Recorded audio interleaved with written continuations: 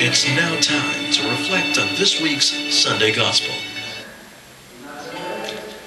Magandang umaga po sa inyo. Ako po si Father Dennis Soriano, Parish Priest po ng Transfiguration of Our Lord Parish dito po sa Murphy, Quezon City. Tayo po ay nasa ika-31 linggo sa karaniwang panahon at sa ating pong ebanghelyo narinig natin kung paano si Zaccheo nakipag-unahan, umakyat sa puno para makita si Jesus. At biglang-bigla ay bumisita si Jesus sa kanyang tahanan. Alam niyo po, ito ang madalas nating binabasa pagka nagbe-bless ng bahay.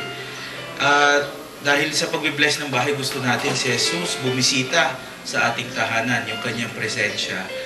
At ano po bang nangyari nung binisita ni Jesus si Zaccheo sa bahay? Sabi sa atin ng Ebanghelyo, sabi ni Zaccheo, "Sino man po ang aking nadaya, isasauli ko ang aking kinuha at baka ika-4 ko pang ibibigay." So, hindi lang po presensya ni Jesus ang bumisita sa bahay ni Zaccheo, kundi isang pagbabagong puso. At ito rin po ang gusto nating mangyari sa lahat ng blessing na ginagawa natin, lalo na pag-bless ng bahay. Gusto nating tanggapin si Jesus, hindi lamang para paalisin yung masasamang espiritu o para mawalan tayo ng problema sa bahay natin o parang pakaingatan tayo laban sa anumang kapahamakan.